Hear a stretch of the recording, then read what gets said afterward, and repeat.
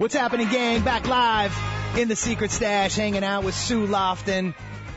Sue is the owner and managing partner. Or, managing attorney. Managing attorney. I like it. Of the Loftin Firm. You can catch her, by the way, at loftinfirm.com. If anything that we've talked about today or what she's about to share is exciting to you in the realm of, and God, I don't know how to say this any better, but it's the creative business perspectives to legal issues. I love that thought, and I love the contribution you've made so far to Stash Nation. So I want to pick right back up on this. The theme we've been sort of playing off of is the cocktail party theme, right? You know, so apparently you drink a lot of cocktails. Go to a lot of cocktail parties. A lot of cocktail parties. And so, you know, there we are. We're hanging out. Now, the other half of this, we've kind of talked a lot about, you know, the mobile home, the niche, and the real estate stuff. What about the corporate stuff, though? That's the thing we've kind of left out on the margin so far. So maybe you can share a little bit more about how you might be able to help somebody from the corporate services element of what you do. So it's like, maybe go back and kind of start from that frame. So how would you first describe it? Maybe, who knows, maybe you got a story to share with us about how that might look like. Okay, we do, for corporate, we do everything from formation, which means organizing the corporation. Sure. To following them through with the maintenance to make sure they've got their employee agreements, whatever is appropriate for them, to when they come in and they haven't done anything.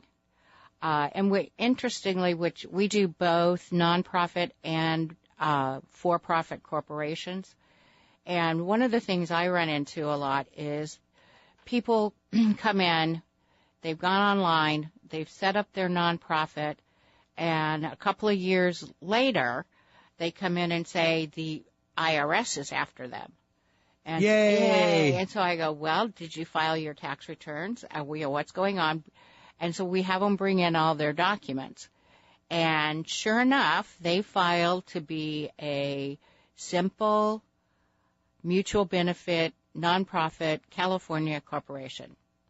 That doesn't mean, simply because it has the nonprofit in it, doesn't mean that you can take tax-free contributions.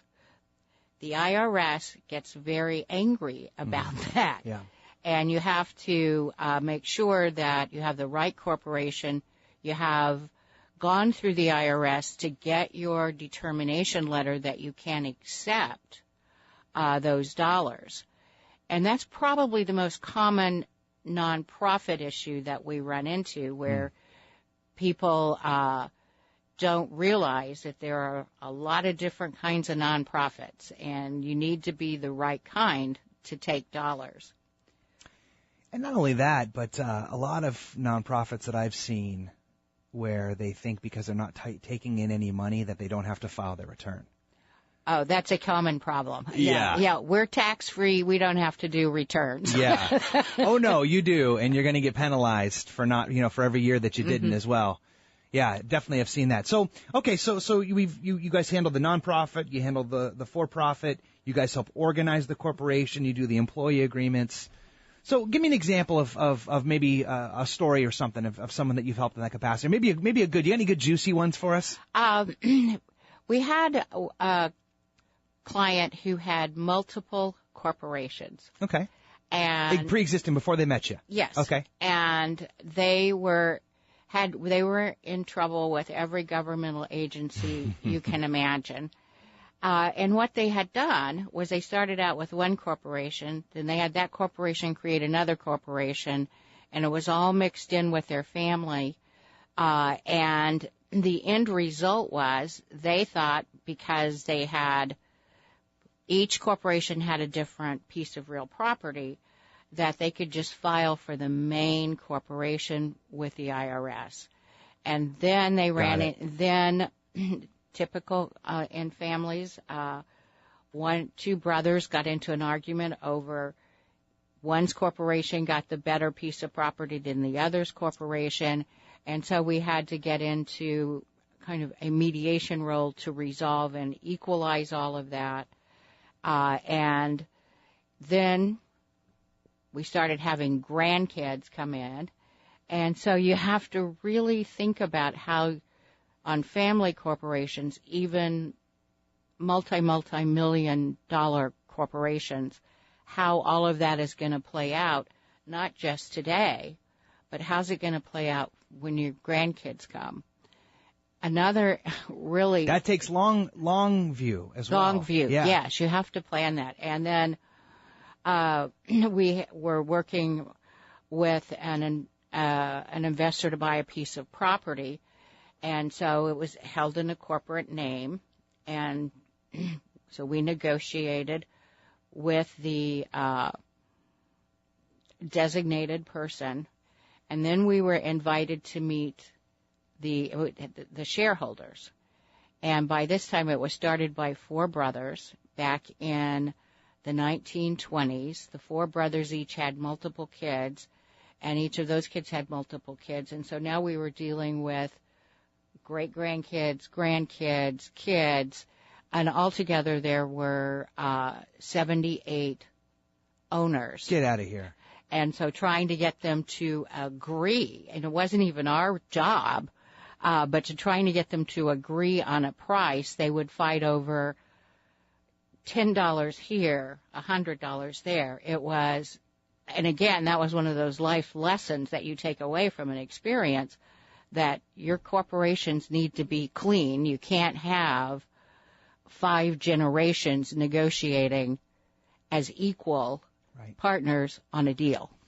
Running down the dime and letting the dollar go flying by comes to mind for that. And what also comes to mind is almost the impossibility of the long view, as we said earlier, in 1924, of imagining the integrated complexity of several decades and, to what you said, almost 100 heirs thereafter, right? Right. And so looking at it, if people come in and want a closed corporation, one that's owned by family, it's not open to outside investors, that's one of the things that we talk to them about. They need to not only have the corporation, they need to look at their estate planning to make sure that the end result is something, whether it's in 5 years or 50 years, is something that's manageable. And even if they didn't have the long view in 1924, or even today for that matter, like let's say you're taking the time to set up the structure corporately, to be able to, take on the, let's hope for great wealth that the whatever entity you're hoping to try to create is. Would you also then agree, though, that if that's not in place, which is totally cool, that you have to maintenance it along the way, right? So can you make updates to them as it grows and matures? Corporate maintenance is an important part of what you have to do with your corporation. You have obligations for your annual meeting, your minutes, contracts that are approved, and so on. If the corporate structure has become so cumbersome that it's not practical, it can't address the practical issues, there are solutions to that as well. You can look at reconfiguring it before you get in the middle of a sale. Right. And so that's part of corporate maintenance, is to get a highlight that this eventually will be too complex. Yeah. Let's talk about it. How do you want to deal with it? And not to disparage your comment, but the concept of maintenance of minutes and stuff like that. I mean, that's like elbow, everybody's getting together and doing their little quarterly minutes and stuff. That's on one capacity. The other capacity is looking at the overall structure and saying, okay, is this thing still performing the way that we had intended to now based on how it's matured? If it was worth this much then and now it's worth this much and we have this many more people, we got to do some updating. Correct. Yeah. So there's different levels of corporate maintenance, but I don't want you to disparage minutes, because if you get into a dispute, the minutes are critical for resolution of any dispute. And I'm glad you brought up minutes in that regard. We've been faced with a number of litigation matters where they come in, and it's typically not family situations, but unrelated people who own a corporation, and there have been no minutes in 10 years. and they start talking about, well, you're supposed to do this and you're supposed to do this, and then you end up with a corporate noncompliance case. You end up with who's at fault. You end up, how do you split it? You end up with... And it pierces the veil of the corporation. It does. It pierces. So if you're suing each other. Right. If somebody else is suing you, they go, these minutes don't follow any proper form. They don't contain the information if you should have minutes. But if you don't have minutes, you're not a viable corporation, and they can sue you individually. Right, and that's the key. Yes. All of a sudden now you thought you had this, not going to call it level of protection, because if you're wrong about something, you're wrong about something. But let's be honest. I mean, the reason the reason you do corporate structure formation is for that specific reason, to separate your personal assets from the ones that are, that are with the business. That's correct. Corporation. That is the number one reason for setting up corporations, is to protect personal assets. And everybody rolls their eyes. We're sending out this week the letters to our corporate clients to remind them that next quarter they have their annual meeting and they need to do this. Yeah.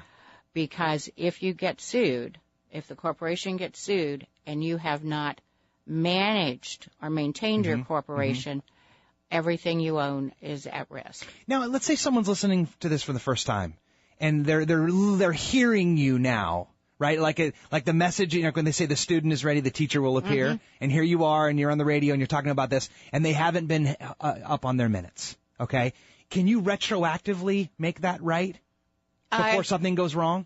Yes, it's a lot of work, because you have to go through. And for each year, make sure each contract you've signed is substantiated, and then you have to have a meeting and ratify all of those minutes. But it certainly can be fixed, quote unquote. Okay. That might be something that you call Sue about right now. And if you do, by the way, it's 760-431-2111, because, Sue, let's be honest, not a lot of people take the minutes thing seriously. No, they don't. Right. And you can learn more about Sue, in case you want to do some checking up on her before you call her, at loftinfirm.com. That's LOFTINFIRM.com. So, Sue, coming up, maybe we could say final thoughts on this. The one thing I want to make sure that I learn about, because we've got this big expansive container called the creative approach, business and corporate to potential legal issues, is how specifically somebody can come reach out to you and what that might look like. So we'll do that when we come back right after this with Sue Loftin, owner of Loftin Firm.